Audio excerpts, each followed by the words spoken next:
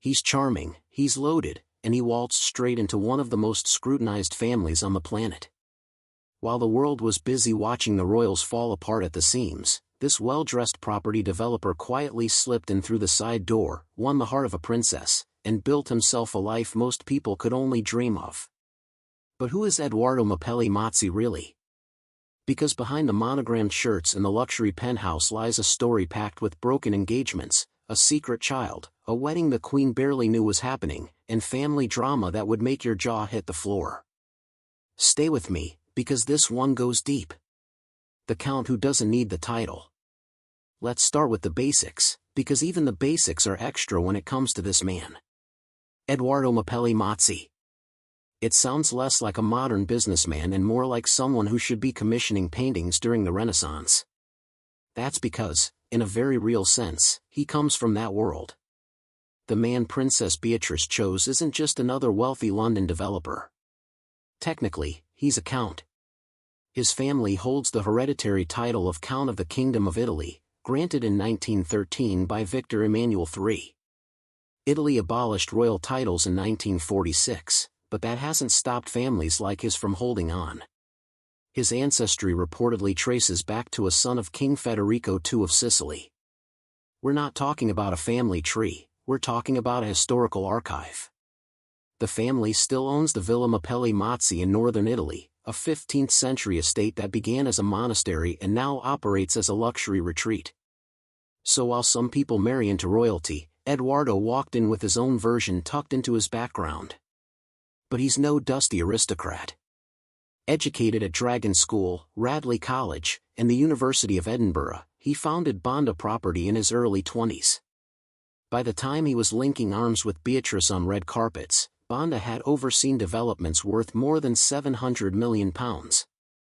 But here's where it gets interesting.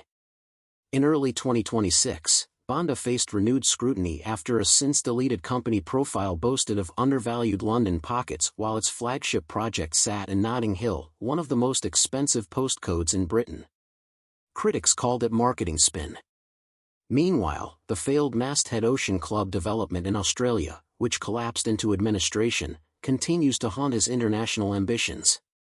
Reports surfaced in late 2025 that creditors were still pursuing losses.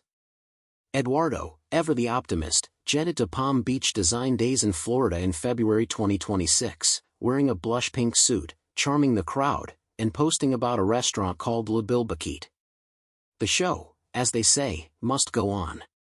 The ex-fiancée and the son named Wolfie. Here's where things get properly soap opera dramatic. Before Princess Beatrice, there was Dara Huang. She is an American architect, Harvard-educated, internationally successful, and absolutely stunning. For several years, she and Edoardo were the picture of a perfect modern couple. They got engaged around 2014, and in 2016, they had a son, Christopher Wolf Mapelli Mozzi, though everyone calls him Wolfie. But by 2018, the engagement was off. The details have never been fully aired, which makes both parties more dignified than half the royal family. What we know is that they separated, share custody of Wolfie, and Dara built her own thriving design firm, HV Design Group. However, the timing raised eyebrows. Within months of the split, Edoardo began dating someone new, someone whose last name is Windsor. Was the relationship already developing before the engagement formally ended? Nobody said anything publicly. Nobody ever does. But the timeline was tight enough to make people speculate. What made it more complicated was Wolfie himself. He didn't disappear. When Beatrice and Edoardo got serious, Wolfie became part of that picture. Princess Beatrice became a stepmother to a little boy named Wolfie, and by all accounts, she has embraced that role completely. Reports suggest the co-parenting arrangement is genuinely amicable. Dara took Wolfie to Florida for Christmas in 2025, posting Instagram stories of him at mini-golf. Edoardo was photographed at a design event in Palm Beach that same trip. Whatever happened, they've kept it civilized for their son. That's rare. That's actually impressive. How a count wins a princess. Here's the thing about Edoardo and Beatrice, this was not a chance encounter. This was a love story that had been marinating for decades. The Mapelli Mozzi family and the Yorks, Prince Andrew and Sarah Ferguson, have been close friends for years. When the engagement was announced in 2019, Edoardo's mother, Nikki Williams-Ellis, stated quite pointedly that her family had known Beatrice for most of her life. These were family friends. The kind of connection where you've probably been at the same Christmas parties for 20 years without it ever becoming romantic. And then, around September 2018, something shifted. Edoardo had just ended his engagement to Dara. Beatrice had ended her long relationship with Dave Clark in 2016. Both were unattached, circling the same social stratosphere. Their first confirmed public appearance as a couple came in March 2019. By May, they attended the wedding of Lady Gabriella Windsor together. Then came September 2019, a proposal in Italy. He designed the ring himself with British jeweler Sean Lean. On September 26, 2019, Buckingham Palace made it official. For a royal engagement announcement, it was refreshingly undramatic, which was lovely and a little ironic, given how dramatic the wedding would turn out to be. The wedding that the world almost missed. The original plan was beautiful, the Chapel Royal at St. James's Palace on May 29, 2020. A proper royal ceremony. A reception in the gardens of Buckingham Palace. Then everything fell apart. First, Prince Andrew. In November 2019, just 2 months after Beatrice's engagement was announced, her father sat down for a BBC interview that can only be described as catastrophic. His attempts to address his friendship with Jeffrey Epstein went so badly that he was forced to retire from royal duties almost immediately. The fallout landed squarely on Beatrice's shoulders. Wedding planning was scaled back. Then came COVID-19. The pandemic shut the world down.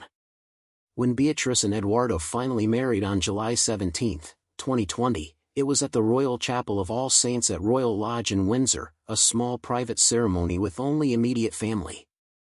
No crowds. No advance announcement. Nobody outside the inner circle even knew it was happening until it was over. But here's what made it extraordinary. Beatrice wore a dress that belonged to her grandmother, Queen Elizabeth II herself, a vintage ivory silk taffeta gown originally designed by Norman Hartnell in 1962. She also wore the Queen's diamond fringe tiara, the same one Her Majesty wore on her own wedding day in 1947.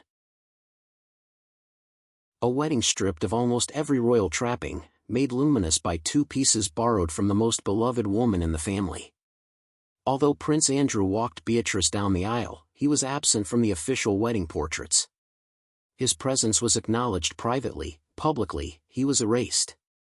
Royal life, blended family, and the babies. After the quiet wedding, life moved fast. They set up home in a 4-bedroom apartment at St. James's Palace, modest by royal standards. They are not working royals.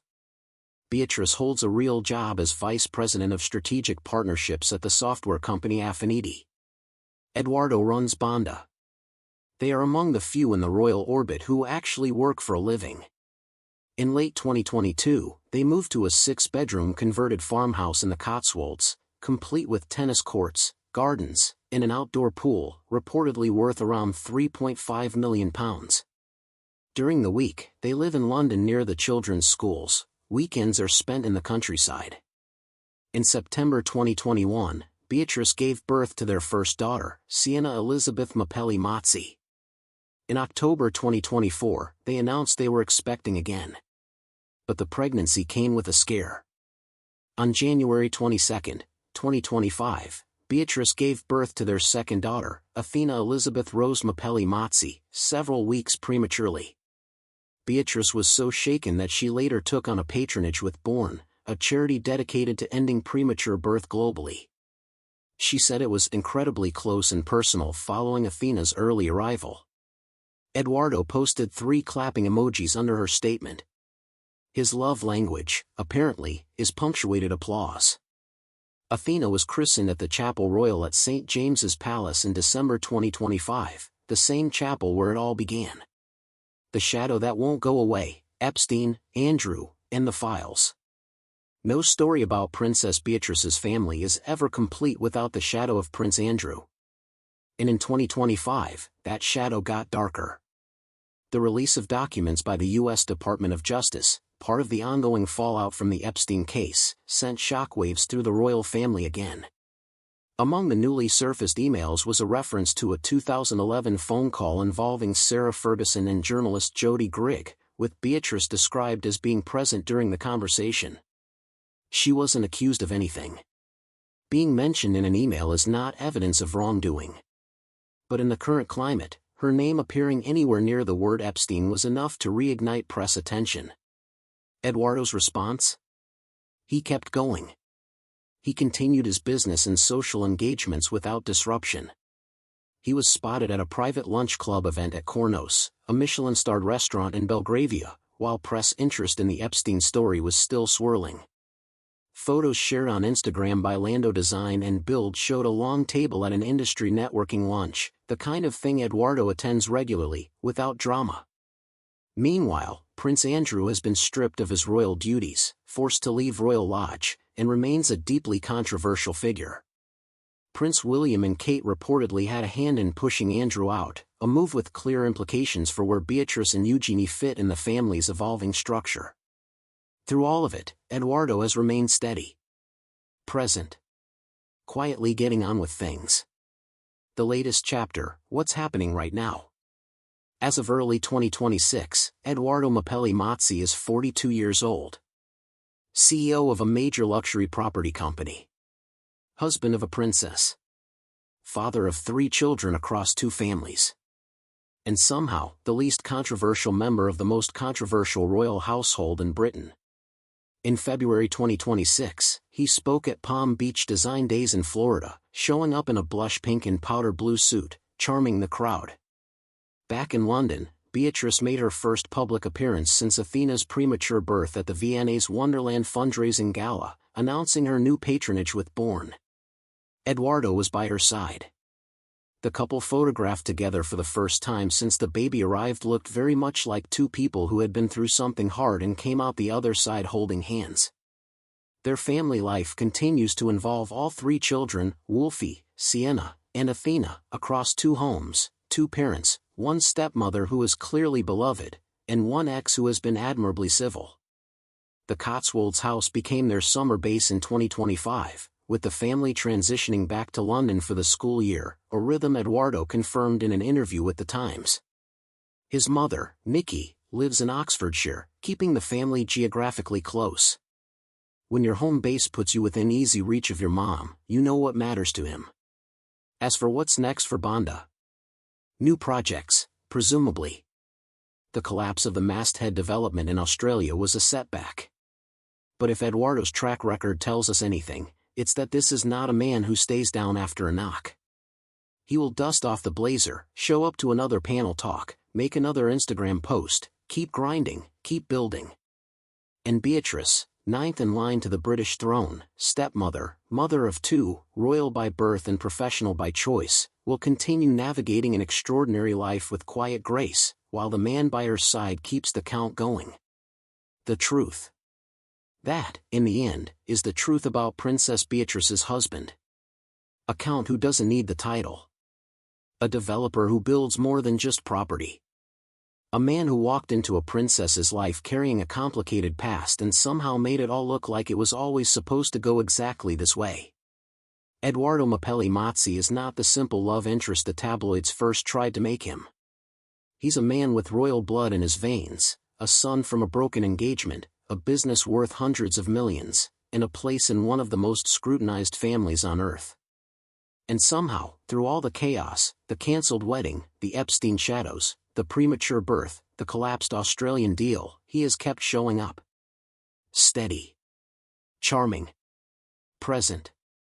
Maybe that's what a princess actually needs. Not more drama. Just someone who shows up. If you made it this far, you clearly love a good royal deep dive. Hit that subscribe button, ring the bell, and we'll see you right back here for the next one.